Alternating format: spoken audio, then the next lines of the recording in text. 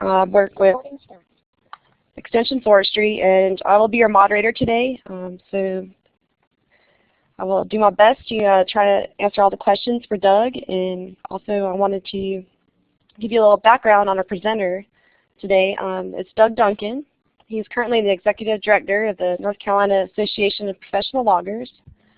His association promotes economic development and is a strong business advocate for its logging and partner members.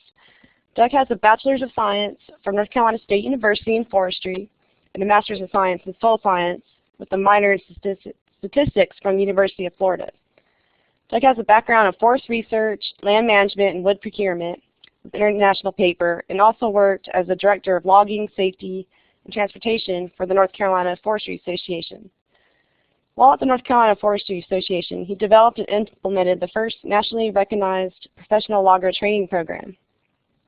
He was also a regional manager for Logging Equipment Company before assuming his current position with the North Carolina Association of Professional Loggers in 2007. During Doug's spare time, he manages his tree farm. He likes to restore classic cars. He's an avid hunter and also flounder gigs. He resides in Cary with his wife Rhea, has 2 nearby daughters, and also has 2 energetic granddaughters. The title of Doug's presentation today is, Are There Enough Loggers to Meet Cellulosic Demand? His presentation will cover how the wood product supply chain is heavily influenced by economic downturns, traditional forest markets, fuel prices, spot markets, and lack of skilled workers, to name a few. So I'm going to go ahead and hand it over to Doug, and he will give you some more detail on this topic. There you go, Doug. Thanks a lot, Helene. I appreciate the opportunity to present this information to folks. And it's not just cellulosic demand that we want to talk about impacting logger capacity, but basically all demand in our industry. Got 4 areas to address today. This is not a report of research findings. It's basically a collection of observations and opinions. It will have a North Carolina flavor to it. Our associations network, of course, with our logger members, our partner members representing mills, insurance companies, equipment companies, and other vendors. So we hear a lot of reaction from a number of diverse groups on this subject. Didn't produce a survey this presentation with input from our members, but after putting this together, it may not be a bad idea.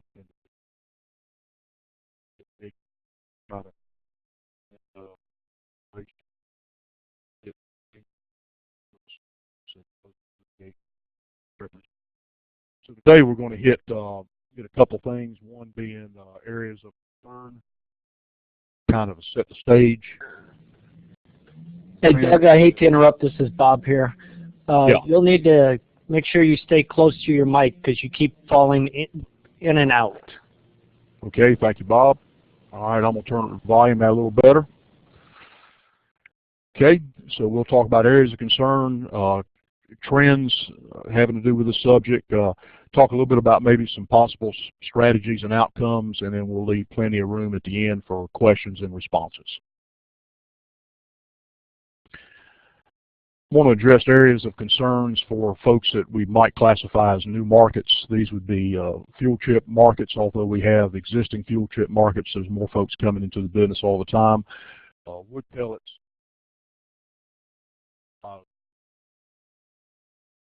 Again, the trend is that most folks in new markets are unfamiliar with the wood supply chain. Being able to recognize that it is comprised of a base of landowners, loggers, brokers, trucking, and of course we've got competing markets for the same product they desire. Also what I'm calling complementary markets. We'll define that a little later on, but that will be your traditional markets that in many cases are complementary to the needs of the new markets that are coming on. Questions that these new markets have are often how to secure a long-term agreement. This is often based on investment groups that are financing startup companies and also requirements of the end user. So there are lots of questions that come up about enough feedstock available long-term, what sort of agreements need to be tied down long-term. Basically, this is just a business tool trying to eliminate eliminate the risk of the. We also find that there is a single focus product with these new markets. They're looking for a specific product. They're not integrated to the fact that they're going to use the entire tree. Basic focus. But what they need is actually driven by the much higher value forest product. Quick example, landowner makes harvest decisions based on value. Doug, if you can make sure you're talking to the microphone clearly. You're still going in and out. I'm sorry. All right. We'll give it a try. How about that? Okay. So landowners are being driven. Their decisions are being driven by the total value of the stand rather than just a specific product. Also, new markets are finding that their product is mostly secondary to primary products.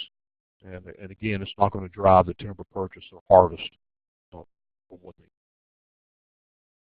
need. Again, this take a look at biomass material, and again, particularly in North Carolina.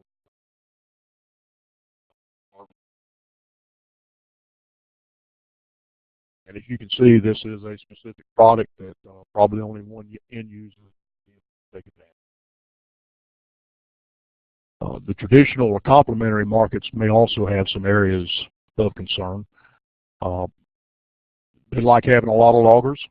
Abundant loggers predicates lower delivered prices, and again, the opposite could be true. You didn't hear many of the traditional markets talking about a shortage of loggers in 2007 through 2009. Basically would reduce production.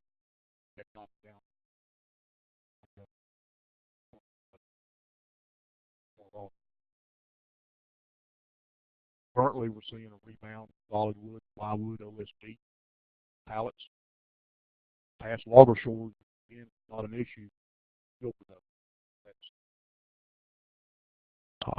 And one fear that's out there may be less for competing materials between mills and more for competition for loggers.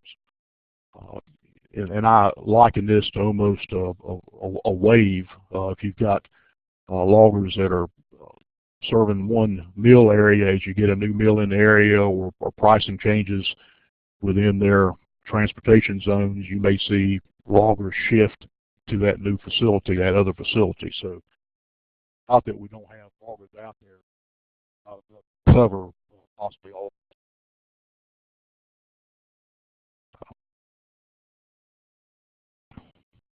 Loggers also have an area of concern. Where's the long-term productivity of being in the logging business? When do I renew or purchase capital assets? Essentially, when do I replenish my equipment? You've seen a trend over the last 5 or 6 years to run equipment far past its retirement age. That is changing as new markets and new demands come on now. The other question they have is, how do I maintain a safe, productive, and dependable workforce? There's a real challenge out there to get skilled, safe, productive labor on a logging job. The days of riding through town and picking up folks on the street corner that might want to work in not there.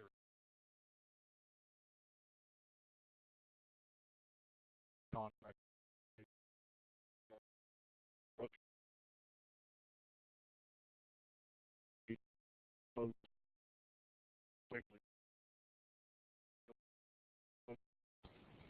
Okay, Doug, if you don't mind going over those last 2 points. Still can't hear you. You're still going in and out.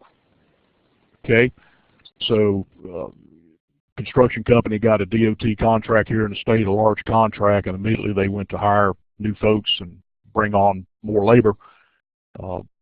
As they advertised, they found out that over 80% of the folks couldn't pass a drug test. So they stepped up their employment campaign actually to radio and TV, trying to bring in those workers that they needed for that job. Again, this could be to some of the same labor pool that we're having to look at and deal with. And another large question is, where are all the truckers? All playing whether they need to be truckers in or not. rupture, supply chain.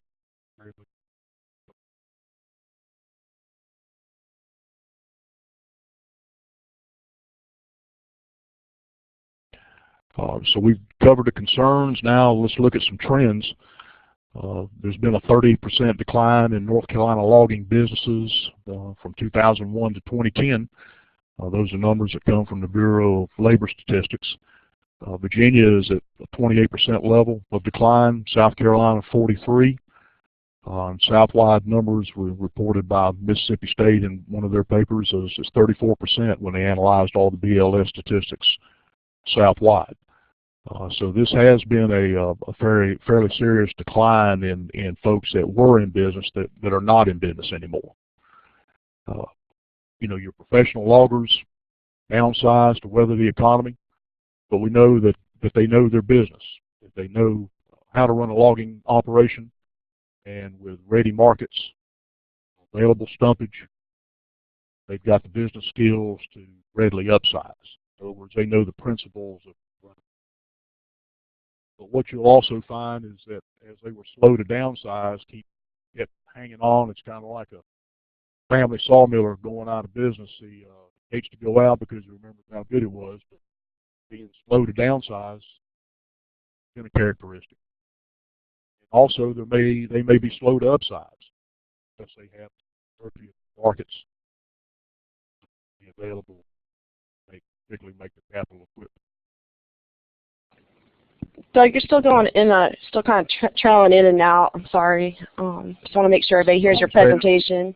Right. I've made all the adjustments I can. Let me. I will speak louder, Helene. Okay. See if that overcomes it. Okay. Thank you. Thank you. So again, with the logger trends, most loggers are optimistic, particularly if they have overlapping market zones for similar products. They may also be pleased to hear that whoever they're delivering to is offering diesel fuel price indexing for both highway and off-road diesel, not forgetting that we've got off-road diesel being burned in the woods. That's a plus. Having available trucking at their disposal is a plus. Skilled operators. And again, this whole assessment of risk. Is there a higher probability of being profitable in my logging business? Another trend that we see or observation is that spot market purchasing of traditional products is the norm. When I say that, we're dealing with new markets that are coming in place that may not be used in spot market products that are commodity trading available. Investment group companies have insurance to buy natural gas.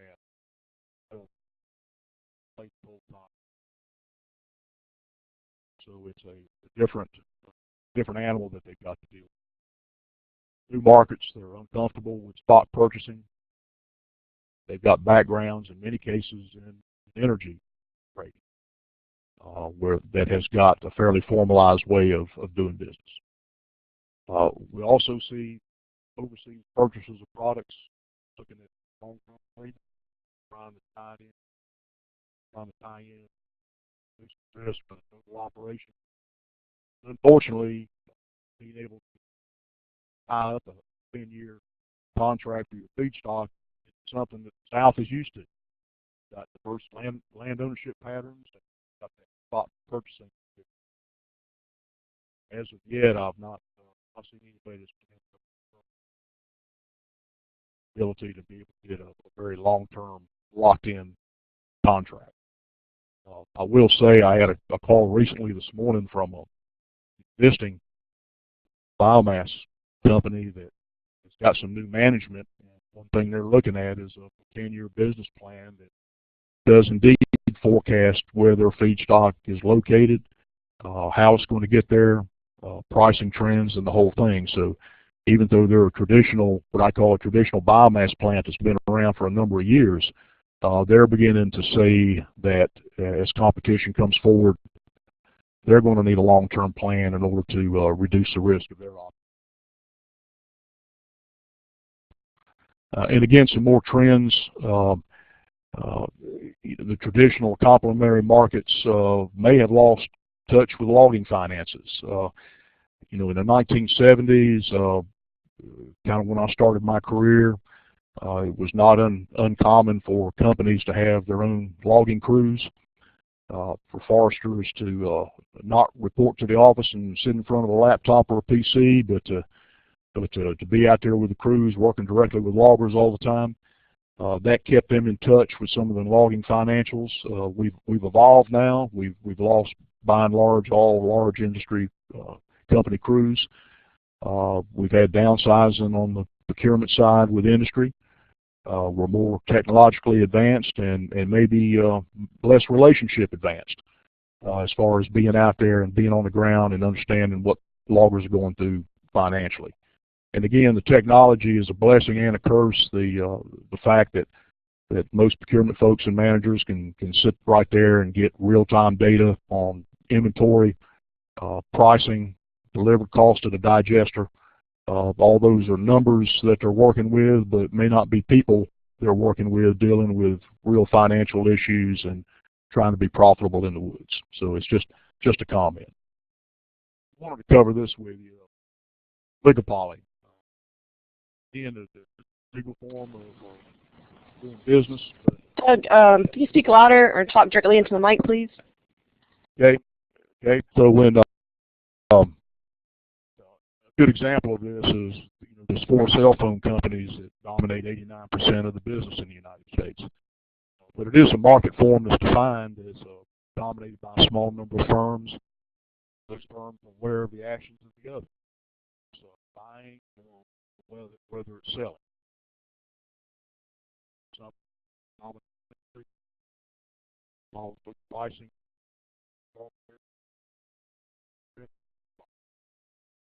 That's the way the markets are built.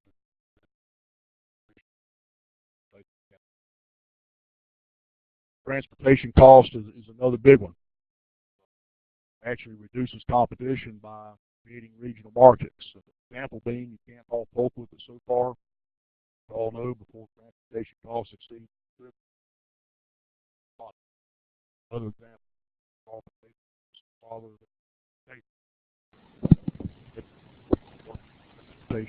the regions, transportation zones being well established for traditional markets. So this may change. Take an example of maybe biofuel markets typically a higher value product in transportation may exceed value of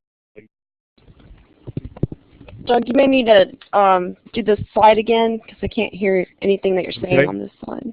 All right. Try it a little bit better. How about now? I'm making what adjustments I can, Helene. Whatever you're doing now, I can hear you. Okay, all right. So the value of the finished product in transportation fuels may exceed the value of a traditional product made from the same feedstock. So you beg the question of whether those transportation zones and the ability to pull material are going to be expanded and creating more overlapping zones of competition for the feedstock. So let's talk a little bit about strategies and outcomes. New markets coming in place have been quick to employ traditional procurement managers when they start up. This is kind of a common sense idea. Folks that have been doing business with loggers and understand the system are easy to get their feet on the ground and start running quickly. They beg the question, will it work long term? Because thinking is sort of big. Markets, relationship business. The question might be, in trying to create a niche for my product, that means new faces and new approaches. Something has to stand out different. Problem, question, price, all those come into play.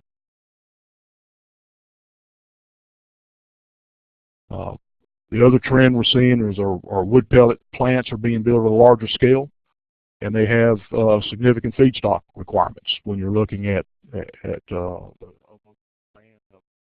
to medium-sized paper mill. That's a lot different than the way they started out 3 or 4 years ago. Biofuel plants are on the horizon, but likely to have the same impact. Some other strategies and outcomes. We're seeing finance companies now rebounding to work with loggers, not just equipment finance companies like Cat and John Deere, but your more traditional banks and credit companies are now talking logging. They're hiring people to go out and seek loggers and help them with financing. So we're seeing quite a change now from what it was 3 or 4 years. We're also seeing new markets taking time to provide long-term contracts to possibly stabilize feedstock delivery, and maybe talking less about spot market and more about commitments, particularly when loggers may be making investments in chippers or upsizing their crews to meet that demand. That's a give and take that may take more commitment on the contractual side with the mills. Also, there's still a genuine concern about skilled operators and the level to come into logging. Pleased, we're in our 2nd year now. More op program, more operator programs.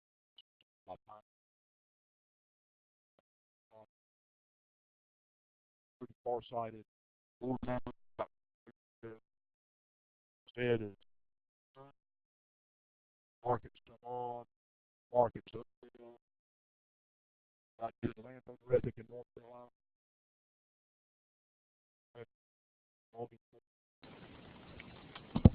I guess I know you've been trying to adjust this microphone issue, Doug, but I still can't hear anything from this page.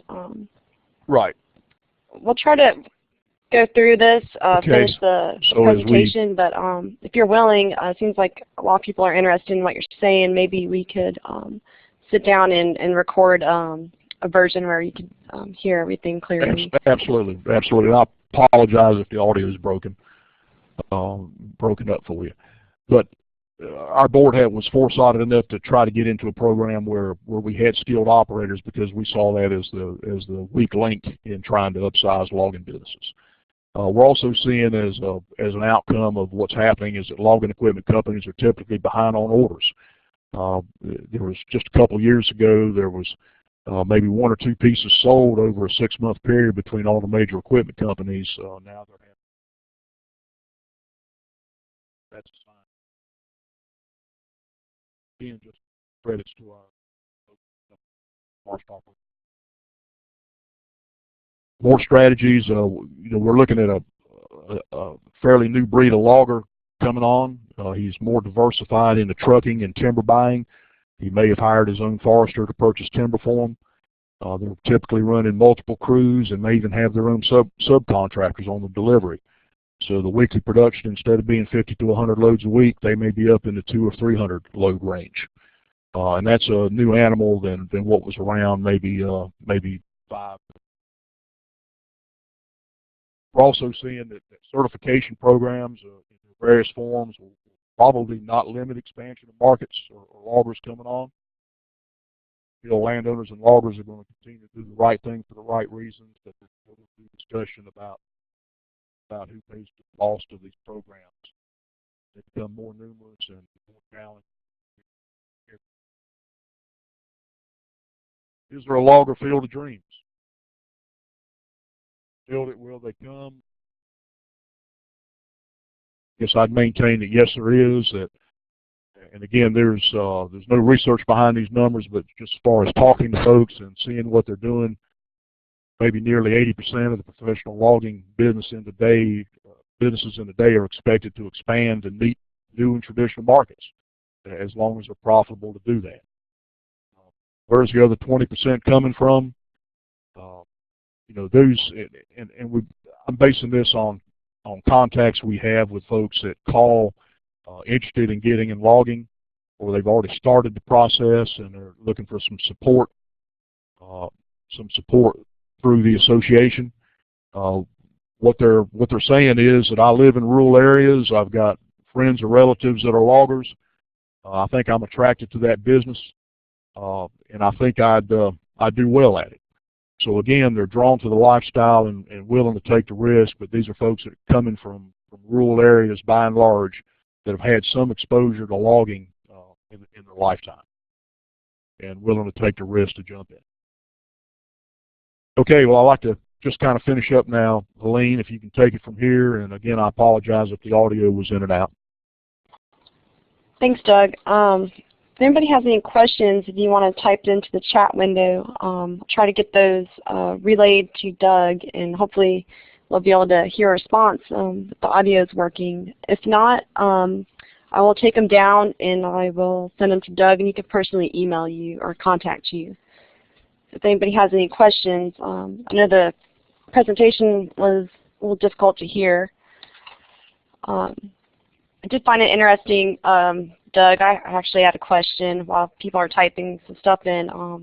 How come I guess the logging capacity or unemployment for South Carolina is so much higher than North Carolina? Because South Carolina had it at 43%, and Southwide is supposed to be 34%, and then you had North Carolina at 30%. Right.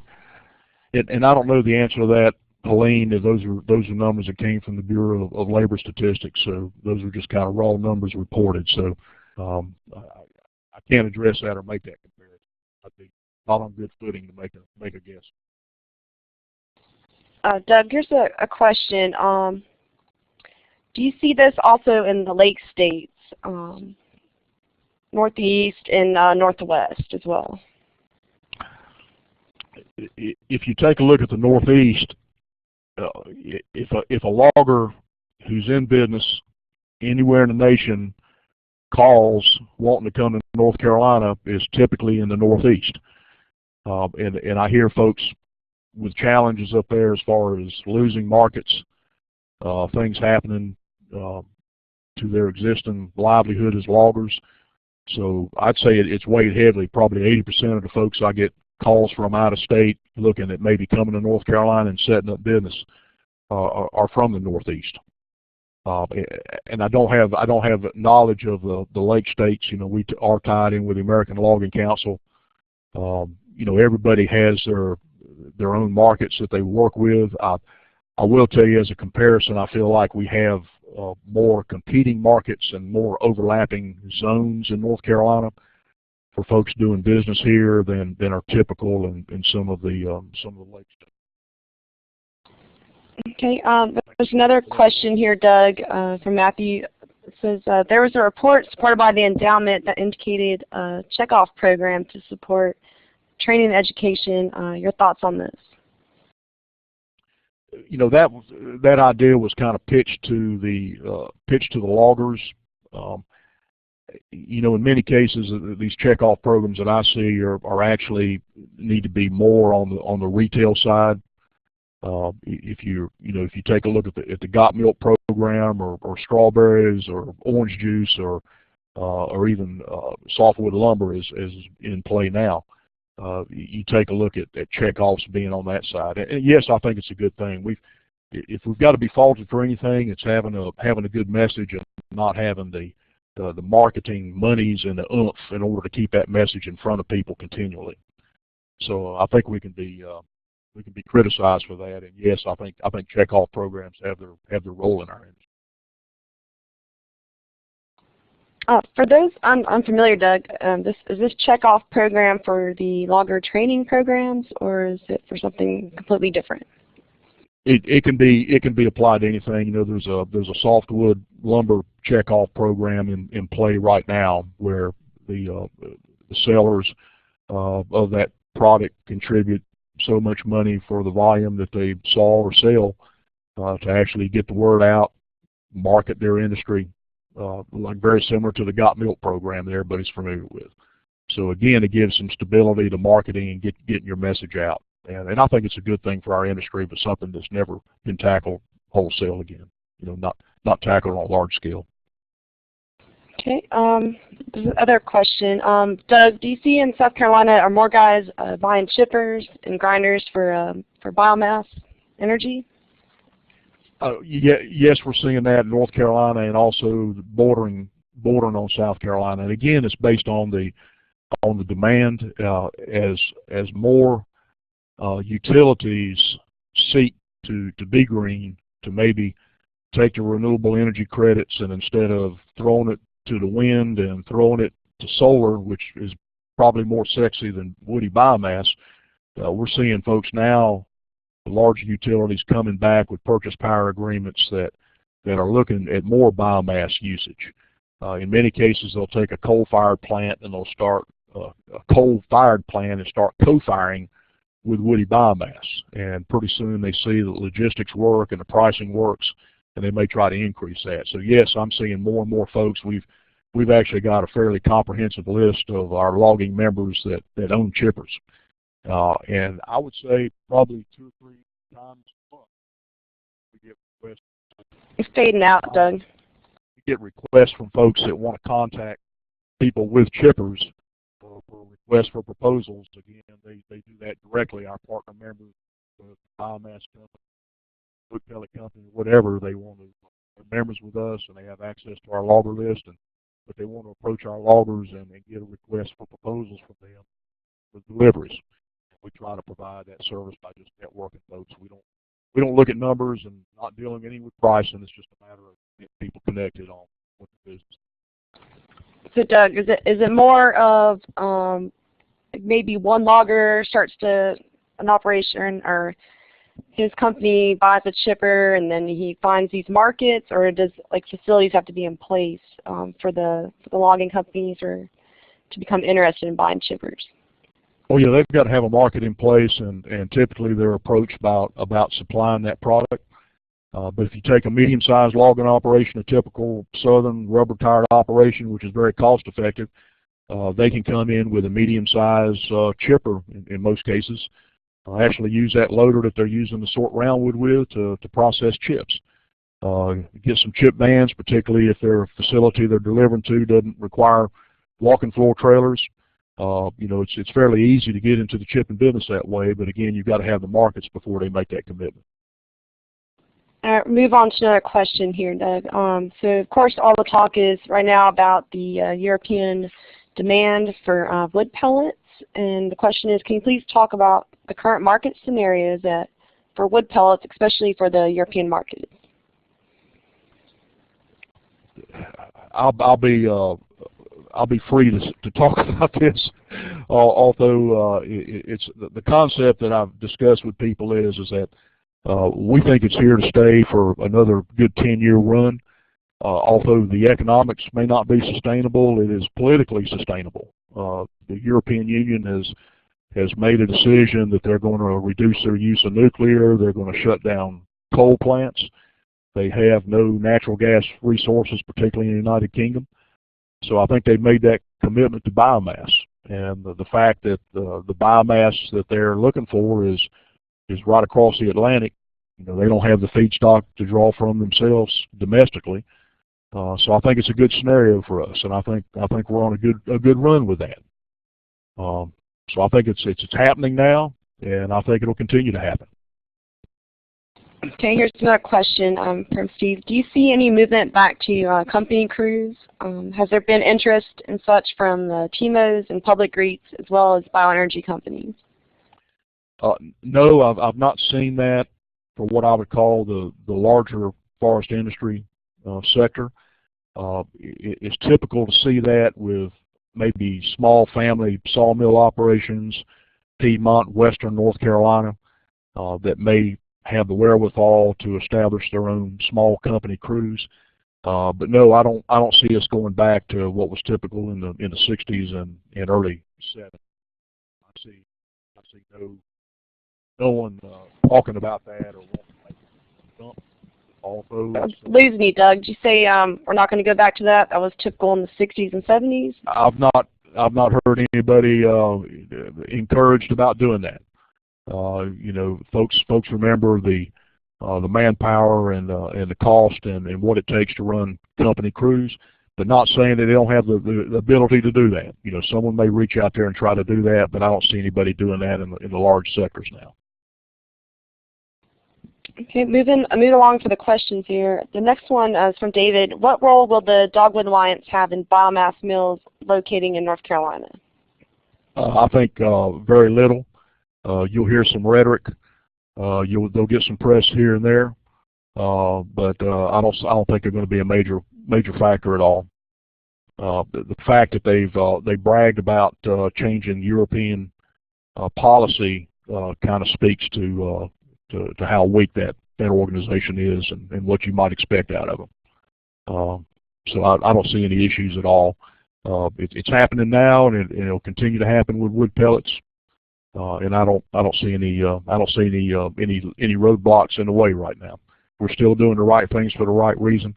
We're still logging and growing timber on a sustainable basis, meeting all environmental regulations, and have been for 100+ years in most cases in North Carolina. So we've got a long history of doing it the right way. So I don't see any speed bumps. Here's an interesting question for you from Donald Murphy. It says, logger unions have been talked about in the past. Do you think logger unions would help or hurt the logging situation in the South? You're not able to have a logger union. So there are no logger unions in existence that I know of. It's strictly an antitrust violation. Even the Act speaks to not having buying or selling cooperatives. You can have buying and selling cooperatives for orange juice and tomatoes and milk, but it's strictly forbidden for forest products. So no, I see there are no logging unions in existence, and I don't see any in existence in the future. All right. Another question here. This is the Germans are pulling back from renewable energy because of costs. Do you think other European countries will do the same? I don't know that they're pulling back. You know, the Germans have made a statement of shutting down their nuclear plants. So, you know, what options do they have? What are they going to do? And I am not up on the German side of things versus the UK, but I also know the Germans were one of the first countries to really have an issue with the Japanese nuclear disaster.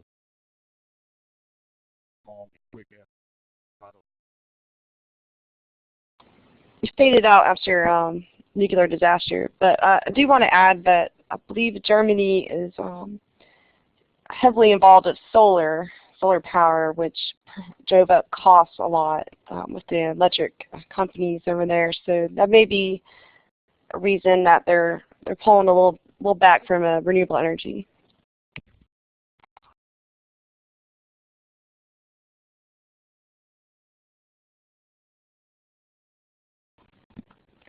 Well, it looks like we don't have any more questions here. I do like to thank you everybody for hanging in there with all the audio issues. Me and Doug are going to work together on trying to redo this and get the sound clear and make that available on the website for you guys to download. I'm going to send out the URL, which will have a post survey and also for the continuing education credits. Appreciate everyone's feedback on this. Doug, I'd like to thank you for your presentation today as well. Thank you, and I'll be glad to respond to any follow-up questions by email or phone. You've got my contact information on the screen, so be glad to talk with folks. And again, appreciate the opportunity for the association to speak to this.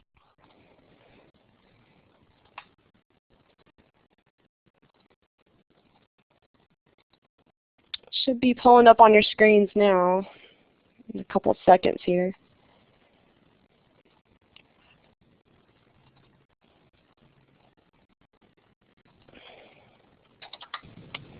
Folks, just to remind you about the survey and evaluation that's coming up. It takes a minute or so to load because it's trying to load all 58 of us at once, so be patient with that. We have posted the link in the chat window. You can copy that and save it and come back in a little bit if you don't have the time now. If you participate in the webinar and you're looking for continuing education credits, besides the survey where you can provide us feedback on how the webinar went. You'll also be offered a 5-question quiz that you'll need to complete, and you'll have to fill out a short form so that the system can email you immediately your certificate. So thank you. Thank you, everybody, and thank you for your patience.